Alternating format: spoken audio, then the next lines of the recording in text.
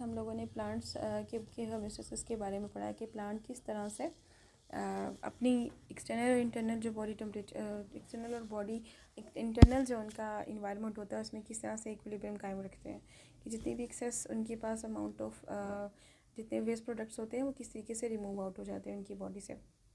इसी तरह से ऑब्वियसली एनिमल्स और ह्यूमन है उनके अंदर भी ऐसा अल्लाह ताला ने सिस्टम बनाया हुआ है, एक ऐसा निज़ाम बना हुआ है। और पहले हम इस चैप्टर में बच्चे ये पढ़ चुके हुए हैं सारे का सारा, लेकिन हमने टेस्ट के लिए ऑब्वियसली हमें इसको एक दफ़ा से दोबारा रिवीजन करनी है। फिर भी मेरी कोशिश होगी कि जितना एक्सप्लेन कर सकूँ, अगर आपको कंफ्यूजन होगी तो आप ज़रूर पूछिएगा ताकि जितने क्वेश्चंस आप पूछेंगे आपको और क्लियर होता जाएगा। लेकिन हम पढ़ते हैं अब यहाँ से हेमोसिस इन ह्यूमन। हमें पता है कि 3 तरह से होती है हमारे, अगर हम खुद से बात करें, एक लंग्स हो जाता है, हमारे स्किन हो जाता है, यूरिनरी सिस्टम्स को बोलते हैं, वो किडनी जो है वो हेल्प आउट करती है। कैसे स्किन कैसे करती है ये हम सबको पता है, किस तरह से कि हमारी जितनी भी एक्स्ट्रा जो अमाउंट ऑफ सॉल्ट्स हैं या एक्स्ट्रा अमाउंट ऑफ आप कह सकते हो वाटर है, वो स्वेटिंग के थ्रू जब हमें पसीना आता है तो उसके थ्रू जो है वो हमारी बॉडी से रिमूव आउट हो जाते हैं। दूसरा ये हमारा हेल्प आउट भी करता है, हमारी बॉडी के ऊपर एक कोल्ड लेयर प्रिपेयर कर देता है, जब हमें जो ज़्यादा गर्मी से हमें गर्मी की शिद्दत से बचा देता है। दूसरा हमारे पास जो लंग्स हैं वो हेल्प आउट कैसे करते हैं कि हम ऑक्सीजन जो है जितनी लेके जाते हैं तो एक्सेस जो कार्बन डाइऑक्साइड है जो हमारी बॉडी में है वो रिमूव आउट हो जाती है। थर्ड में हमारे पास किडनी है, वो क्या करती है बच्चे, वो जितना भी आपकी बॉडी के अंदर यूरिया है, यूरिक एसिड है, डिफरेंट प्रोडक्ट्स हैं, ऐसी सॉल्ट्स हैं या ऐसी चीज़ें जो हमारी बॉडी में नहीं चाहिए, वो एक्सेस है, उसको रिमूव आउट करने में हेल्प आउट करती है। तो अब हम इसको थॉरली पढ़ लेंगे। यहाँ से अगर आप देखें फर्स्ट जहाँ पर लिखा हुआ है हेमोस्टेसिस इन ह्यूमन, वहाँ से lungs remove the excess carbon dioxide and keep it in balance. ठीक है, skin perform the role in the maintenance of the body temperature and also remove the excess water and salts. The kidney filters excess water, salts, urea, uric acid etcetera from the blood and from urine. तो ये मैंने आपको बता दिया कि lungs क्या कर रहे हैं, कार्बन डाइऑक्साइड को रिमूव आउट कर रहे हैं और आपको बैलेंस रखते हैं कि आपकी बॉडी में कार्बन डाइऑक्साइड की क्वांटिटी ज़्यादा ना हो।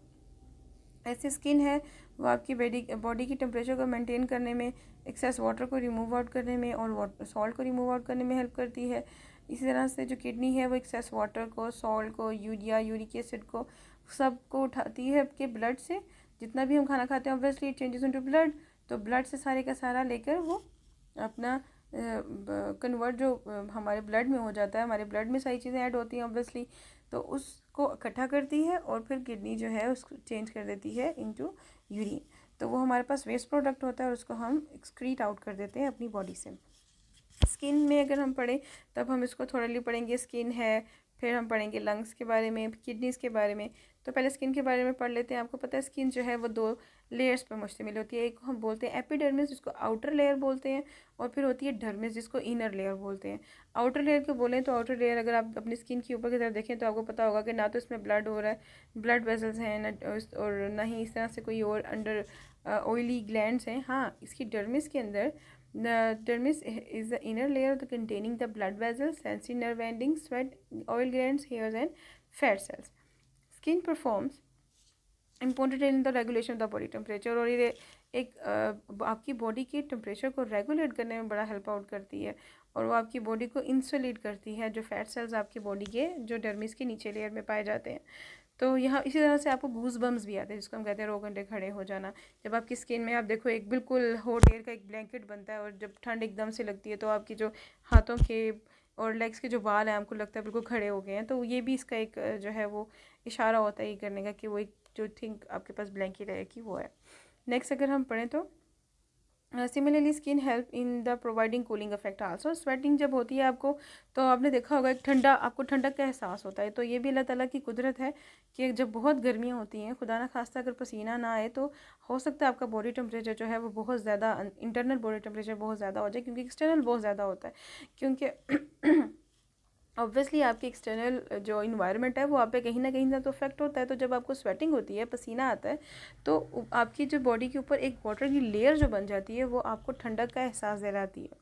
तो it produces the sweat glands and access body heat escapes for the evaporation. और जितनी भी आपकी बॉडी का अंदर वाला हीट होती है वो सारी की सारी इवेपोरेशन के थ्रू आपकी बॉडी से बाहर निकल जाती है। Metabolic waste such as the excess water, salt, urea, uric acid also removed in sweat. तो इसी तरह से पसीने में आपके जितने भी यूरिया है, यूरिक एसिड है, वो भी बाहर निकल जाता है।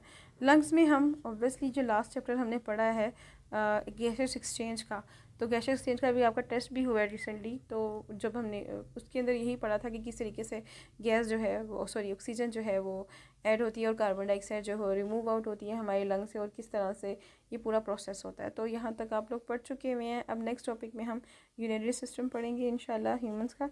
तो यहाँ तक के लिए बच्चे इतना ही है, लेकिन फिर भी अगर आपको कोई कन्फ्यूजन है तो आप मुझसे व्हाट्सएप पे पूछ सकते हैं या अपने पोर्टल पे मैसेज कर सकते हैं। थैंक यू सो मच बच्चे, अल्लाह हाफिज़।